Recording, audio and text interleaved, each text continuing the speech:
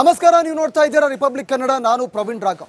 ಜಿಲ್ಲಾ ಪಂಚಾಯಿತಿ ಸದಸ್ಯ ಯೋಗೀಶ್ ಗೌಡ ಹತ್ಯೆ ಪ್ರಕರಣಕ್ಕೆ ಸಂಬಂಧಪಟ್ಟಂತೆ ಕೆಲವೇ ಕ್ಷಣಗಳಲ್ಲಿ ವಿನಯ್ ಕುಲಕರ್ಣಿ ಅವರ ಭವಿಷ್ಯ ನಿರ್ಧಾರವಾಗುತ್ತೆ. ಜನಪ್ರತಿನಿಧಿಗಳ ವಿಶೇಷ ಕೋರ್ಟ್ನಲ್ಲಿ ಈಗ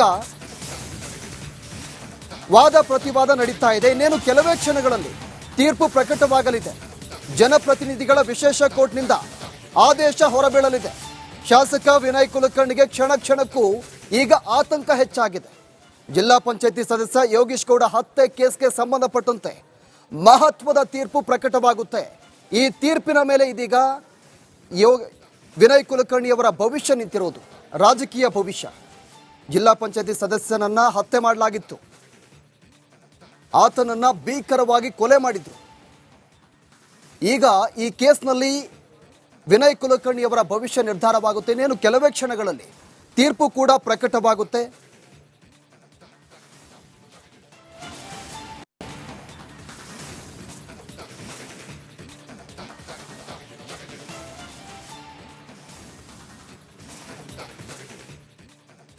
ನೋಡಿ, ಈ ಯೋಗೀಶ್ ಗೌಡ ಹತ್ಯೆ ಪ್ರಕರಣಕ್ಕೆ ಸಂಬಂಧಪಟ್ಟಂತೆ ಇನ್ನೇನು ಕೆಲವೇ ಕ್ಷಣಗಳಲ್ಲಿ ತೀರ್ಪು ಕೂಡ ಪ್ರಕಟವಾಗುತ್ತೆ.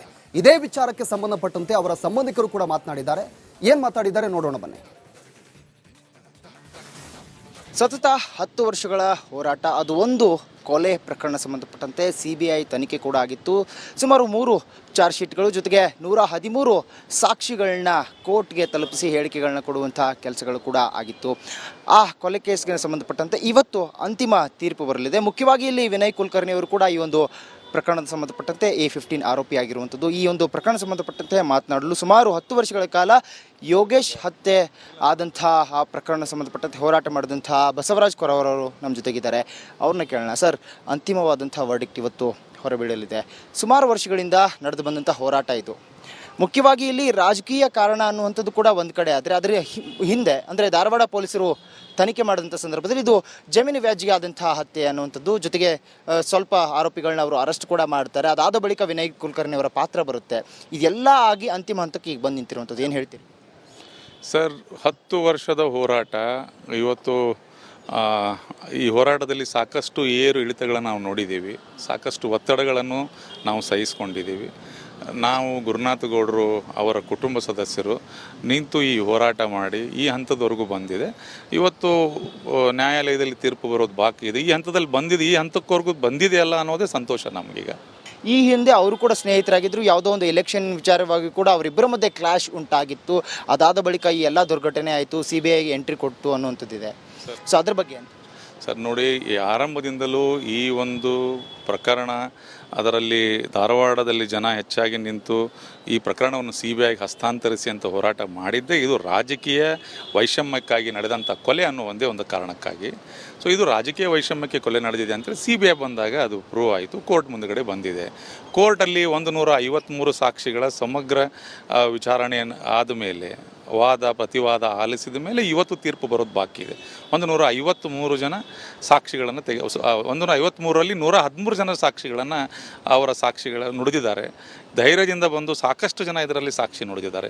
ನೀವೇ ನೋಡಿದ ಹಾಗೆ ಸಾಕ್ಷಿಗಳ ಮೇಲೆ CBIಗೆ ಹೋದ ಮೇಲೂ ಈ ಪ್ರಕರಣ ನ್ಯಾಯಾಲಯದಲ್ಲಿ ನಡೆಯುತ್ತಿರುವಾಗಲೂ ಕೂಡ ಸಾಕಷ್ಟು ಸಾಕ್ಷಿಗಳ ಮೇಲೆ ಒತ್ತಡ ಹಾಕುವಂಥದ್ದು, ಅವರಿಗೆ ಆಮಿಷ ಕೊಡುವಂಥ ಕೆಲಸ ನಡೀತು. ಕೆಲವೊಂದಿಷ್ಟು ಜನ ಬಂದು ದೂರು ಕೊಟ್ಟರು. ಆ ದೂರಿನ ಮೇಲೆ ಮತ್ತೊಮ್ಮೆ ವಿನಯ್ ಕುಲಕರ್ಣಿ ಅವರ ಬೇಲ್ ಕೂಡ ಕ್ಯಾನ್ಸಲ್ ಆಯಿತು, ಮತ್ತು ಬೇರೆಯವರ ಬೇಲ್ ಕೂಡ ಅದರಲ್ಲಿ ಕ್ಯಾನ್ಸಲ್ ಆಯಿತು, ತಾವು ಕೂಡ ಗಮನಿಸಿದ್ದೀರಿ. ಸೊ ಹಾಗಾಗಿ ನಾನು ಮೊದಲೇ ಹೇಳಿದ್ನಲ್ಲ, ಇದೊಂದು ವಿಶೇಷ ಪ್ರಕರಣ. ಈ ಪ್ರಕರಣದಲ್ಲಿ ಯೋಗೇಶ್ ಗೌಡ ಕುಟುಂಬಕ್ಕೆ ಮತ್ತು ನಮಗೆ ಏನು ಹೋರಾಟ ಮಾಡಿದಂಥ ಧಾರವಾಡ ಜನರಿಗೆ ನ್ಯಾಯ ಸಿಗಬಹುದು ಅನ್ನುವಂಥ ಭರವಸೆ ನನಗಿದೆ. ಇವತ್ತು ತೀರ್ಪು ನಮ್ಮ ಪರವಾಗಿ ಬಂದರೆ ಇನ್ನೂ ನಮಗೆ ಹೆಚ್ಚಿನ ಸಂತೋಷ ಆಗುತ್ತೆ. ನಮ್ಮ ಪರವಾಗಿ ಅಂದರೆ ತಪ್ಪಿತಸ್ಥರು ಯಾರಿದ್ದಾರೆ ಅವರಿಗೆ ಶಿಕ್ಷೆ ಆದರೆ ಸಾಕು. ಒಂದು ವೇಳೆ ಜಯ ಸಿಕ್ಕಿಲ್ಲ ಅಂತಂದ್ರೆ ಮತ್ತೆ ಮುಂದಿನ ಹಂತದಲ್ಲಿ ಕಾನೂನು ಹೋರಾಟಗಳನ್ನ ಮುಂದುವರಿಸ್ತೀವಿ ಅನ್ನುವಂಥ ಮಾತನ್ನು ಅವರು ಹೇಳ್ತಾರೆ. ಕ್ಯಾಮರಾ ಪರ್ಸನ್ ಮಂಜುನಾಥ್ ಜೊತೆ ಅರವಿಂದ್, ರಿಪಬ್ಲಿಕ್ ಕನ್ನಡ. ಇದೇ ವಿಚಾರಕ್ಕೆ ಸಂಬಂಧಪಟ್ಟಂತೆ ನಮ್ಮ ಪ್ರತಿನಿಧಿ ಅರವಿಂದ್ ನಮ್ಮ ಜೊತೆ ನೇರ ಸಂಪರ್ಕದಲ್ಲಿದ್ದಾರೆ. ಅರವಿಂದ್, ಈಗ ಇವತ್ತು ಐತಿಹಾಸಿಕ ತೀರ್ಪು ಪ್ರಕಟವಾಗುತ್ತೆ.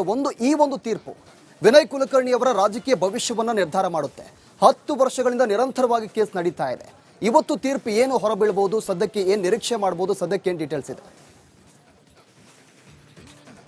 ಎಸ್ ಪ್ರವೀಣ್, ಖಂಡಿತವಾಗ್ಲೂ ಕೂಡ ದಶಕದ ಹಿಂದೆ ನಡೆದಂತಹ ಒಂದು ಘಟನೆ ಯೋಗೇಶ್ ಗೌಡ ಅವರ ಹತ್ಯೆ ಪ್ರಕರಣ ಸಂಬಂಧಪಟ್ಟಂತೆ ಅಂತಿಮ ತೀರ್ಪು ಈಗ ಇನ್ನೇನು ಕೆಲವೇ ಕ್ಷಣಗಳಲ್ಲಿ ಹೊರಬರುವಂಥದ್ದು. ಜನಪ್ರತಿನಿಧಿಗಳ ನ್ಯಾಯಾಲಯ, ವಿಶೇಷ ನ್ಯಾಯಾಲಯದ ಸಂತೋಷ್ ಗಜಾನನ್ ಭಟ್ ನ್ಯಾಯಾಧೀಶರು ಒಂದು ಅಂತಿಮ ತೀರ್ಪನ್ನ ಕೂಡ ಈಗ ಹೇಳಲಿದ್ದಾರೆ. ಪ್ರಮುಖವಾಗಿ ಈ ಒಂದು ಪ್ರಕರಣ ಸಂಬಂಧಪಟ್ಟಂತೆ ಆಗ ಅಂದರೆ ಜೂನ್ 15ರಂದು 2016ರಲ್ಲಿ ನಡೆದಂತಹ ಘಟನೆ. ಆಗ ಇದ್ದಂತಹ ಸರ್ಕಾರದಲ್ಲಿ ವಿನಯ್ ಕುಲಕರ್ಣಿ ಅವರು ಮಿನಿಸ್ಟರ್ ಆಗಿರ್ತಾರೆ. ಹಾಗಾಗಿ ಅಲ್ಲಿದ್ದಂತಹ ಲೋಕಲ್ ಪೊಲೀಸರು ಈ ಒಂದು ಕೇಸ್ ಏನಿದೆ ಇದು ಜಮೀನು ವ್ಯಾಜ್ಯಕ್ಕೆ ನಡೆದಂಥ ಕೇಸ್ ಅಂತ ಹೇಳಿ ಸುಮಾರು 6 ಆರೋಪಿಗಳನ್ನ ಅರೆಸ್ಟ್ ಮಾಡಿರ್ತಾರೆ. ಅದಾದ ಬಳಿಕ ಹಲವು ಬೆಳವಣಿಗೆಗಳು ಈ ಒಂದು ಪ್ರಕರಣ ಸಂಬಂಧಪಟ್ಟಂತೆ ಆಗುತ್ತೆ. ಅದಾದ ಬಳಿಕ ವಿನಯ್ ಕುಲಕರ್ಣಿ ಅವರನ್ನ 2020ರಲ್ಲಿ ಬಂಧನ ಮಾಡುವಂಥ ಕೆಲಸ ಆಗುತ್ತೆ. CBI ಎಂಟ್ರಿ ಆಗುತ್ತೆ. ಅಲ್ಲಿ ಅವರು ರಾಜಕೀಯ ವೈಷಮ್ಯಕ್ಕೆ ಈ ಒಂದು ಕೊಲೆ ಆಗಿದೆ ಅನ್ನುವಂಥದ್ದನ್ನು ಹೇಳ್ತಾರೆ. ಪ್ರಮುಖವಾಗಿ ಇಲ್ಲಿ ಹಲವು ಟೆಕ್ನಿಕಲ್ ಎವಿಡೆನ್ಸ್ಗಳನ್ನ ಹೇಳಿ ಅದರಲ್ಲೂ ಕೂಡ ವಿನಯ್ ಕುಲಕರ್ಣಿ ಅವರ ಪಾತ್ರ ಎಷ್ಟರ ಮಟ್ಟಿಗೆ ಈ ಒಂದು ಕೇಸ್ನಲ್ಲಿ ಇದೆ ಅನ್ನುವಂಥದ್ದನ್ನು ಪ್ರಸ್ತುತಪಡಿಸಿರುವಂಥದ್ದು. ಪ್ರಮುಖವಾಗಿ ಇಲ್ಲಿ 113 ಸಾಕ್ಷಿಗಳನ್ನ ಜೊತೆಗೆ ಟೆಕ್ನಿಕಲ್ ಎವಿಡೆನ್ಸ್ಗಳನ್ನ ಜೊತೆಗೆ ಅದಲ್ಲದೆ ಅಂದರೆ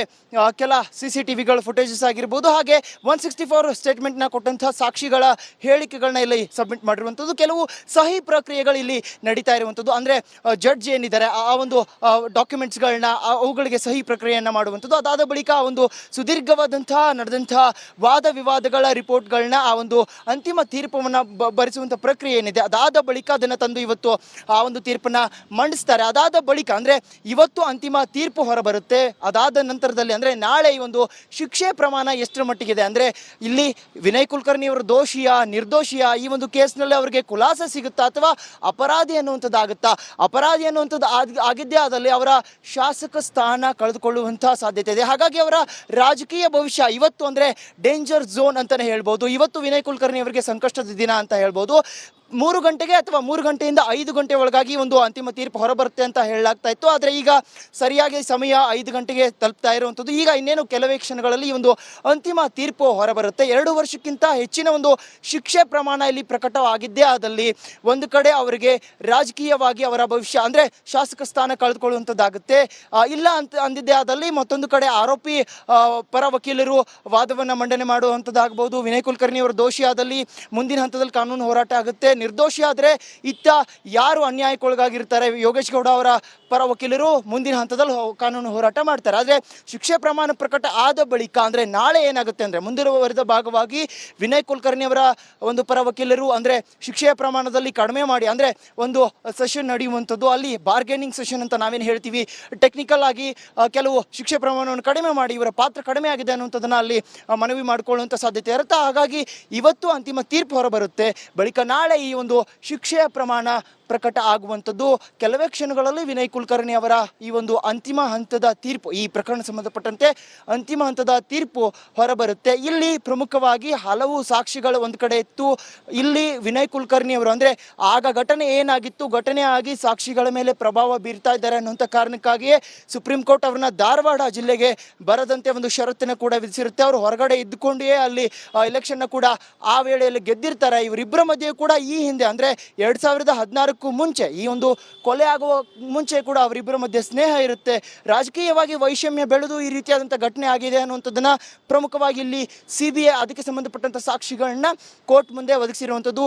3 ಚಾರ್ಜ್ ಶೀಟ್ಗಳನ್ನ ಇಲ್ಲಿ CBI ಅಧಿಕಾರಿಗಳಲ್ಲಿ ಕೋರ್ಟ್ನಲ್ಲಿ ಮುಂದೆ ಇಟ್ಟಿರುವಂಥದ್ದು. ಅದನ್ನೆಲ್ಲವನ್ನೂ ಪರಿಶೀಲಿಸಿ ಸುದೀರ್ಘವಾದಂತಹ ವಾದ ವಿವಾದನ ಆಲಿಸಿದಂತಹ ಜನಪ್ರತಿನಿಧಿ ನ್ಯಾಯಾಲಯ ಇವತ್ತು ಅಂತಿಮ ಹಂತದ ಒಂದು ತೀರ್ಪನ್ನು ಕೂಡ ಮಂಡನೆ ಮಾಡಲಿದೆ. ಇಲ್ಲಿ ಎಲ್ಲೋ ಒಂದು ಕಡೆ ವಿನಯ್ ಕುಲಕರ್ಣಿ ಅವರು ಕಾನೂನಿನ ಒಂದು ಹಂತದಲ್ಲಿ ಒಂದು ಕೇಸ್ ಇದೆ, ಹಾಗಾಗಿ ನಾನೇನು ಕೂಡ ಮಾತನಾಡೋದಕ್ಕೆ ಇಷ್ಟಪಡೋದಿಲ್ಲ ಅನ್ನುವಂಥದ್ದನ್ನ ಹೇಳ್ತಾ ಇದ್ದಾರೆ. ಆದರೆ ಲೋಕಲ್ ಪೊಲೀಸ್ ಅಂದಿನ ಆ ಒಂದು ಘಟನೆ ಏನು ನಡೀತು ಅಂದರೆ ಜಿಮ್ನಲ್ಲಿ ಈ ಒಂದು ಕೊಲೆ ಆಗಿರುತ್ತೆ.